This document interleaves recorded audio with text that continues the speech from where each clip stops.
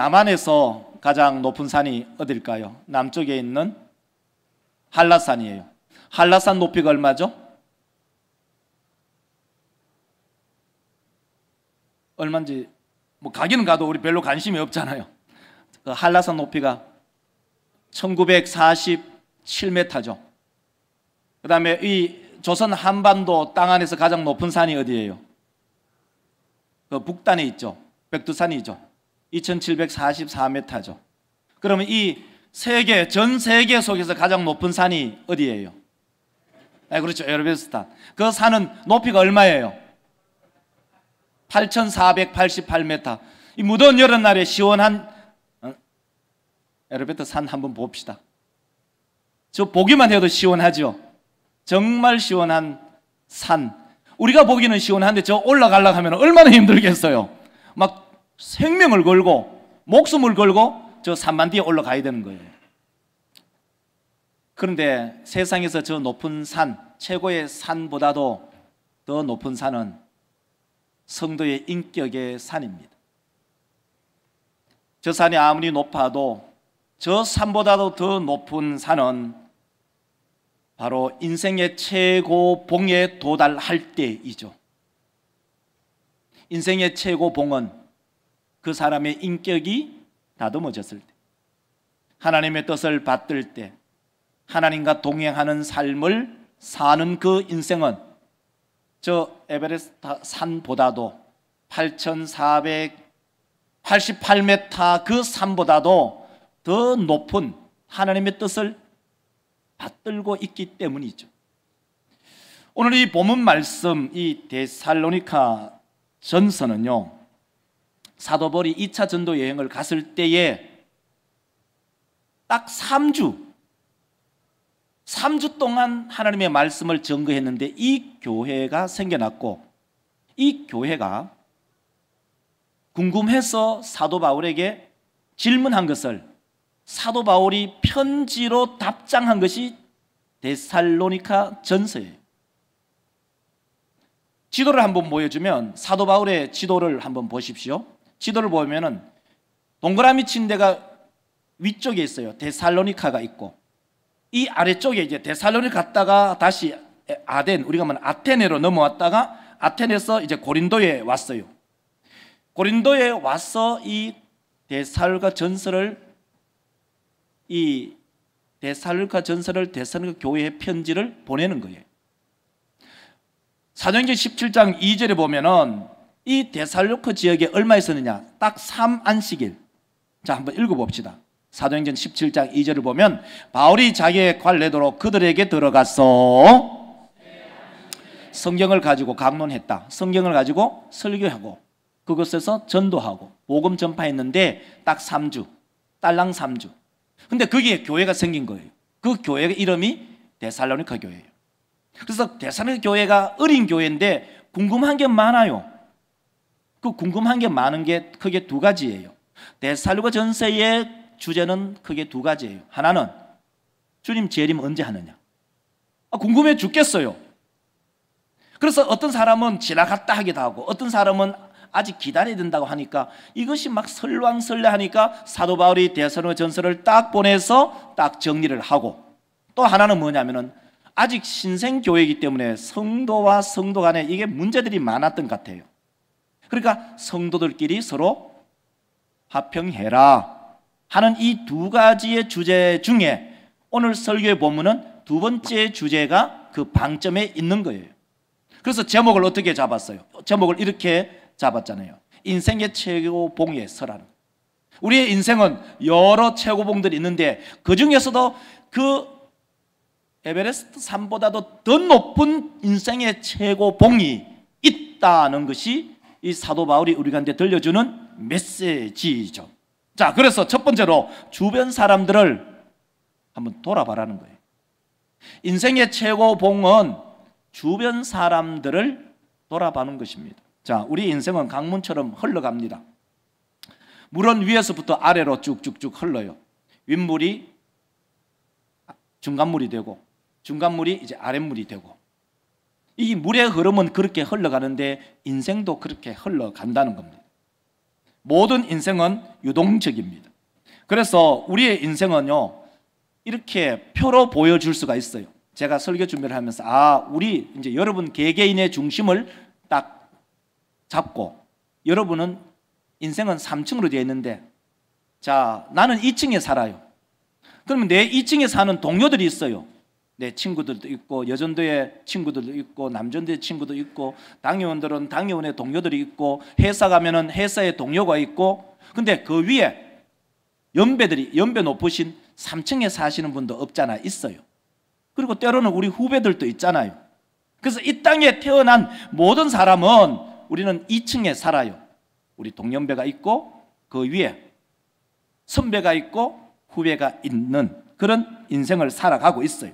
자, 그런 가운데 교회 안에서도 이렇게 1층, 2층, 3층으로 구조가 되어 있으니 데살로니가 교회 성도들에게 사도 바울이 편지를 쓰는 거예요. 자, 2절을 한번 읽어보면 이렇게 얘기해요. 자, 2절 한번 읽어봅시다. 데살로니가전서 5장 12절. 형제들아, 우리가 너희에게 구하노니 너희 가운데서 수고하고 권하는 자들을 너희가 알고, 그렇게 얘기해요. 자, 이 말은 무슨 말이냐면, 신앙생활을 하면서 3층에 있는 사람들을 어떻게 대우해야 하는가. 다시 말해서 12절을 다시 한번 보여주십시오. 다시 보여주면 이렇게 볼 수 있죠. 자, 형제들아, 데살로니가 성도들아, 우리가 너희에게 권한다.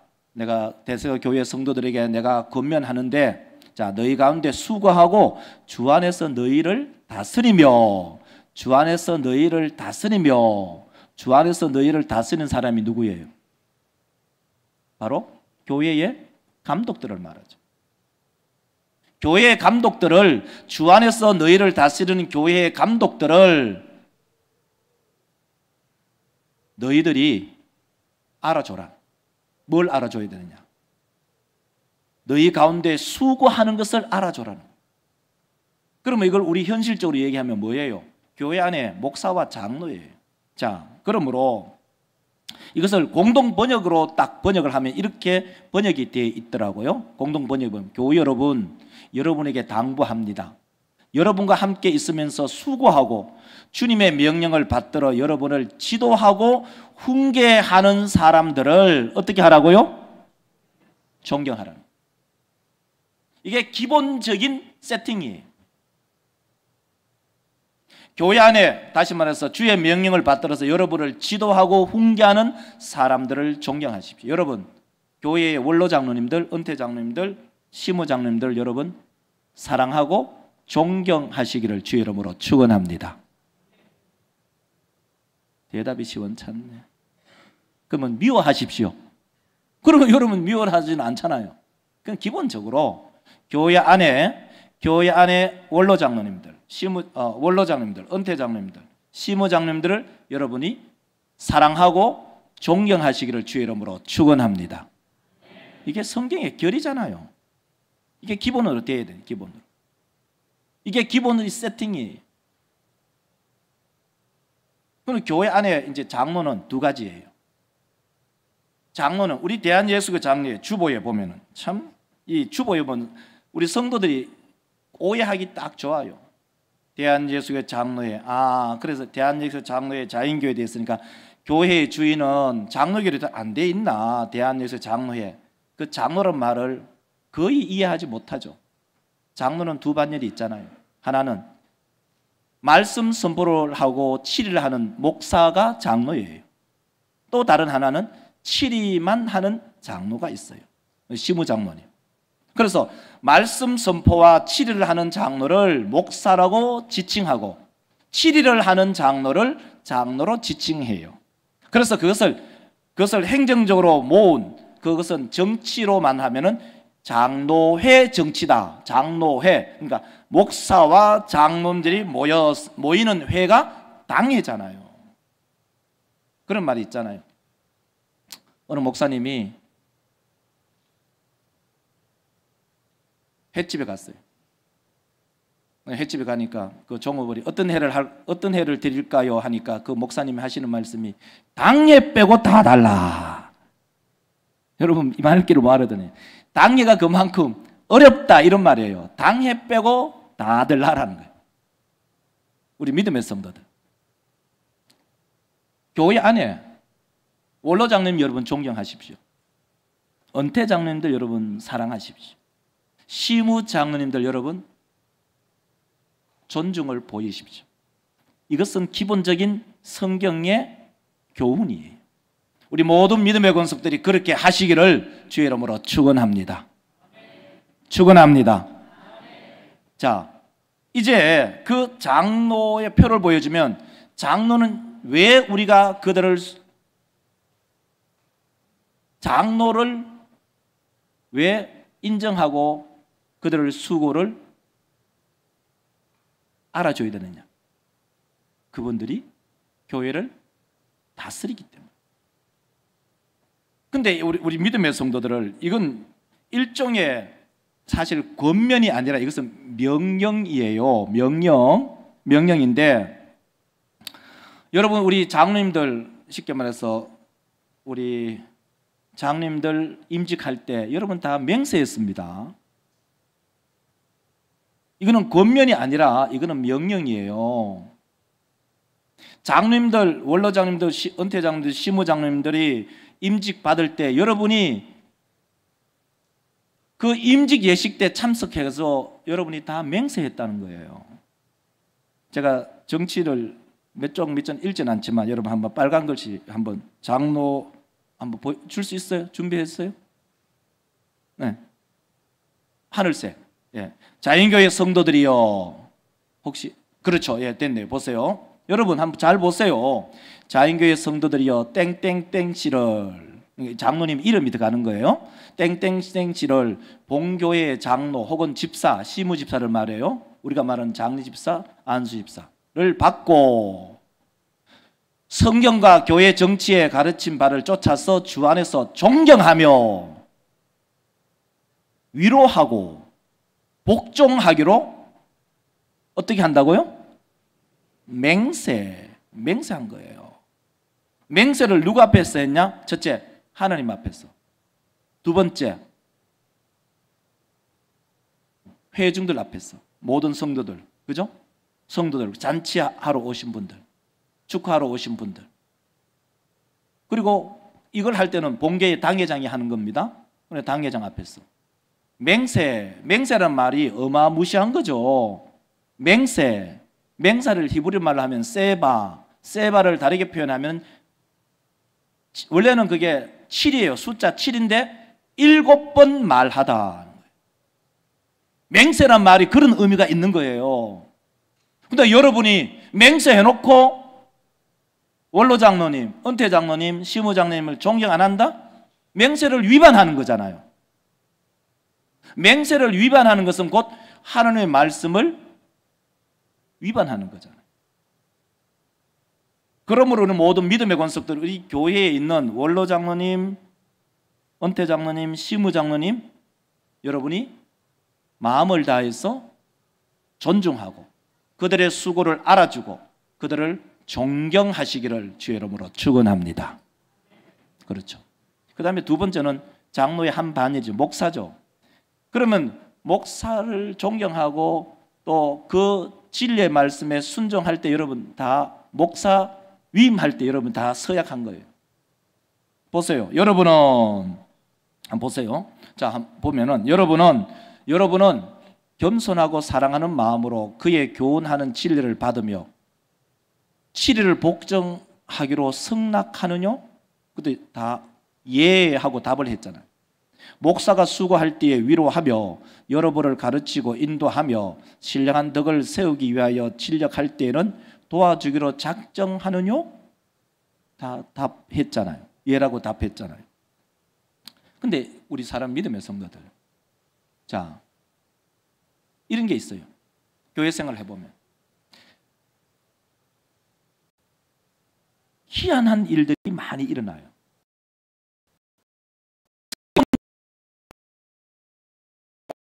말이 너희들을 다스린 사람들, 다스린 자들의 그 수고를 알아주고 그들을 존중하고 존경하고 사랑해라. 그것이 데살로니가 교회에게만 하는 말이냐? 아니죠.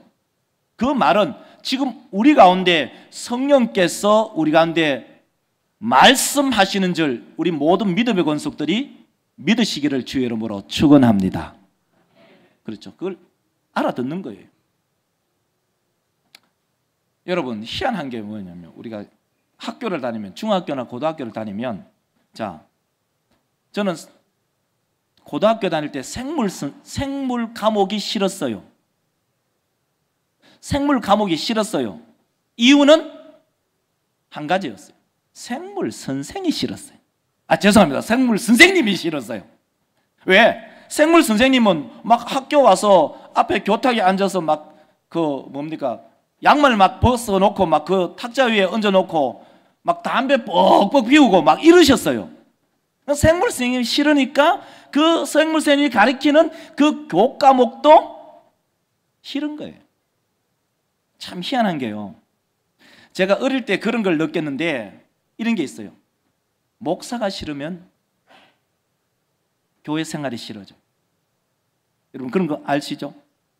교회 안에 장로님이 싫다? 교회 가기 싫은 거예요. 그렇기 때문에 이것은 밀접해요. 목사를 사랑하지 않고 교회 장로님을 사랑하지 않고 신앙생활을 잘한다? 불가능해요. 그건 불가능해요. 불가능하다는 거예요. 내 혼자 나는 목사 싫고 장로 싫은데 내 혼자 신앙생활 잘한다? 불가능해요. 우리 사람 믿음의 성도들, 성경의 결이 그렇게 흘러가고 있어요. 다스린 자들을 사랑하고 인정하고 존중하라. 그래야만이 내 신앙생활이 제대로 할 수 있다는 거예요. 이제 저는 여러분에게 이 인포메이션, 안내의 길을 보여줬어요. 결정은 누가 하느냐? 여러분이 하는 거예요. 목사를 사랑하든지 마든지, 목사가 목사 보고 사랑하라 그런 얘기 웃기잖아요. 장로님들 사랑하라, 성경은 흘러가고 있어요. 성경의 결이 그렇게 되는 거예요. 그 모든 결정은 여러분들이 하시는 거예요. 여러분이 목사를 사랑하든지 마든지, 여러분이 장로님을 사랑하든지 마든지, 그런 여러분이 결정하는 거예요. 왜? 내가 사랑하면 신앙생활을 잘 할 수가 있고, 내가 목사나 장로를 안 사랑하면 신앙생활 스텝 꼬이게 돼 있어요. 그건 여러분이 결정하는 거예요. 그러나 성경은, 목사가 최소한 강단에서 말하고 싶은 게 뭐냐? 성경은 데살로니가 전서에서 5장 12절에서 그렇게 얘기하더라는 거예요. 자, 그러므로 우리 모든 믿음의 권속들, 교회를 다스리는 그 당회원들을 우리 믿음의 권속들이 사랑하시기를 주의 이름으로 축원합니다.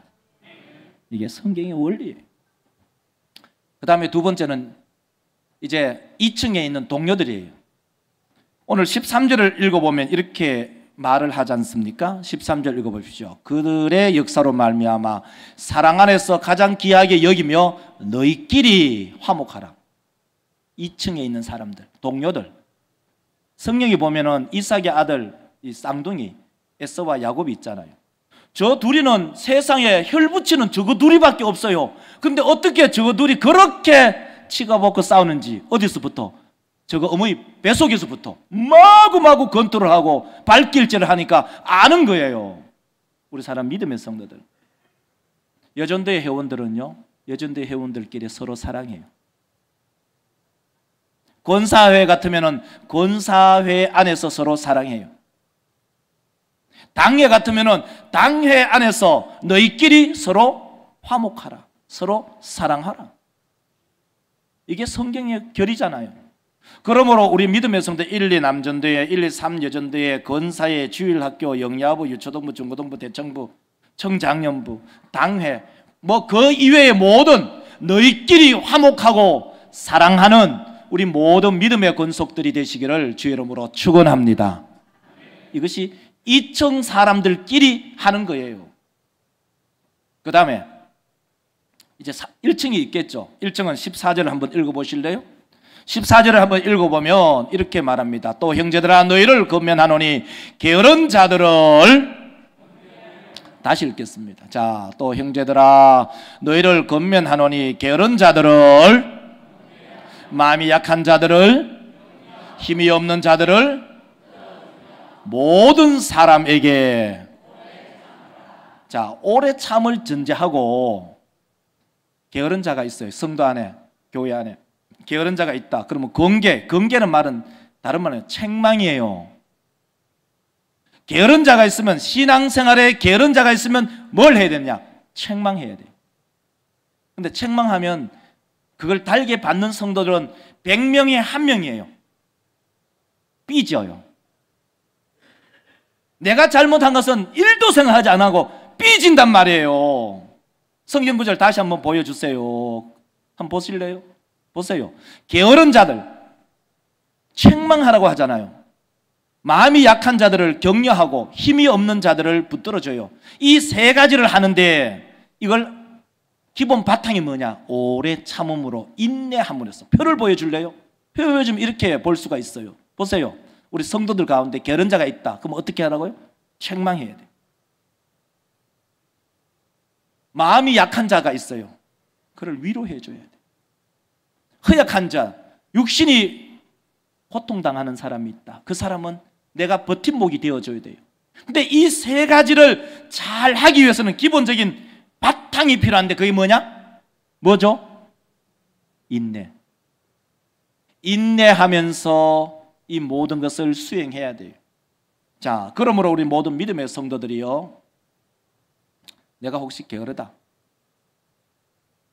신앙적으로 게으르다. 저는 이 본문 말씀을 읽으면서 이제 이번 토요일부터 영야부 성경학교 시작하잖아요.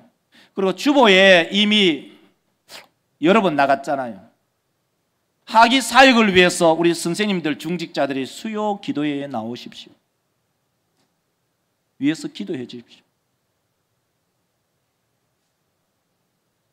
지난 주일에 어떤 한 집사님 내외분이 나오셨어요.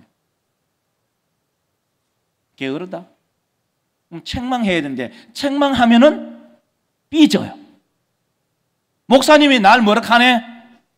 내 미움 아이다. 믿긴 뭐가 미워요? 성경의 결대로 가는 거예요. 우리 모든 믿음의 권속들, 우리 주일학교 위해서, 다음 세대를 위해서 우리 모든 선생님들, 그리고 우리 중직자들이 주의 전에 올라와서 기도하는 신앙적으로 부지런한 믿음의 성도들이 되시기를 주의 이름으로 축원합니다. 그리고 혹시 마음이 연약한 사람들이 있냐?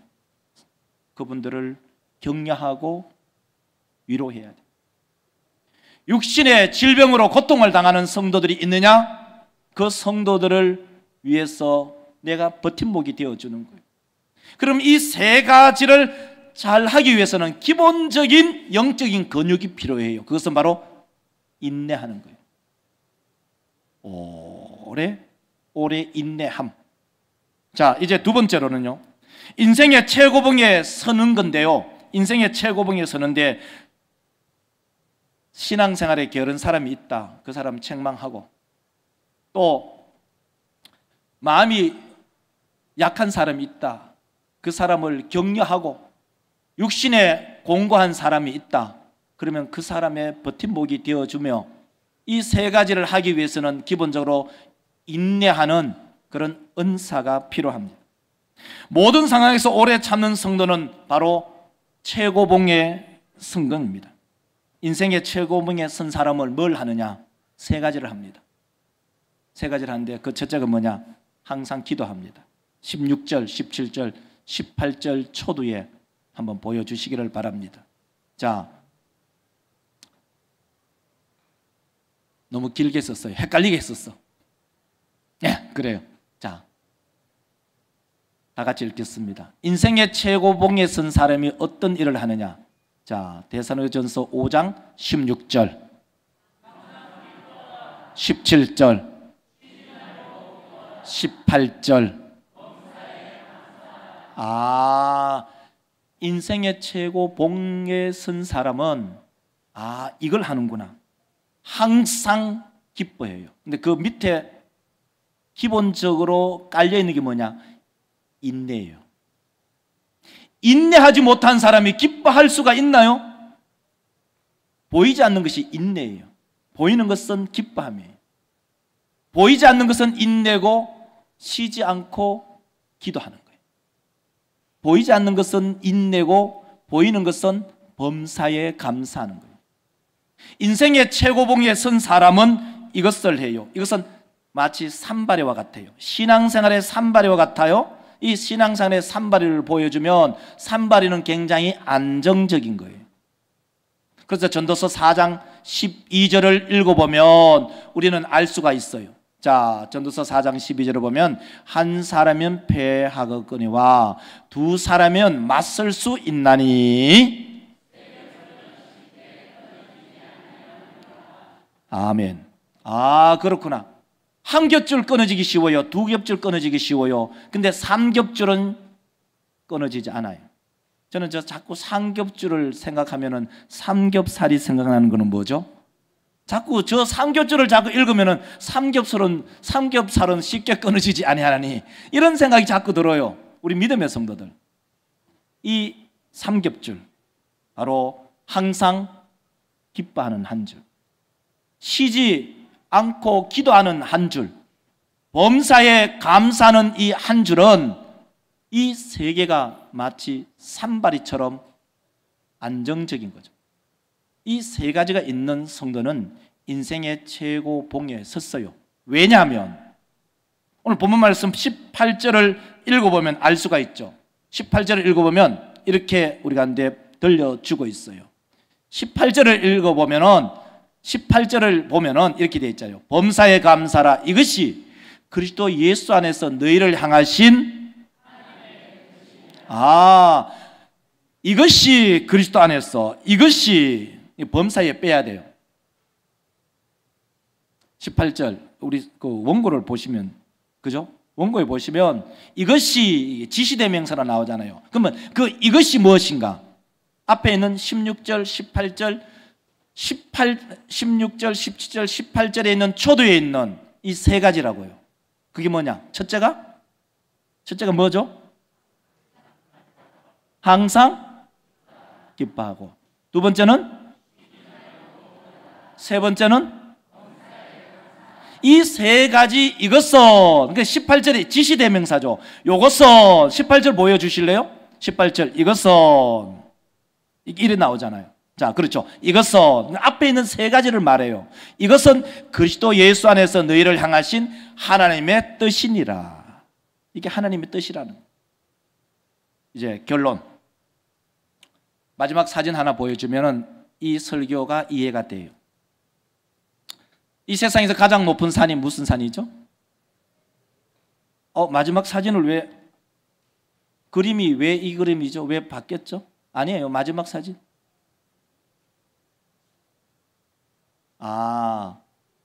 문제가 있군요. 저 마지막 사진을 그대로 갖고 오셔야 되는데 그대로 1번 걸 그대로 썼구나. 자, 저 산이 이 세상에서 가장 높은 산이에요. 몇 메타죠? 8,488m. 그렇죠. 저 산보다도 인생의 최고봉에 서는 사람은 바로 이 일을 하는 사람이에요.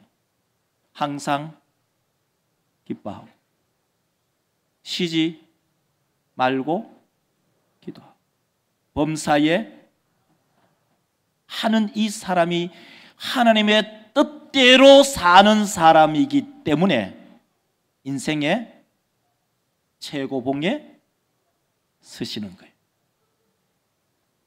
우리 모든 믿음의 권속들이 인생의 최고봉에 서시기를 주의 이름으로 축원합니다.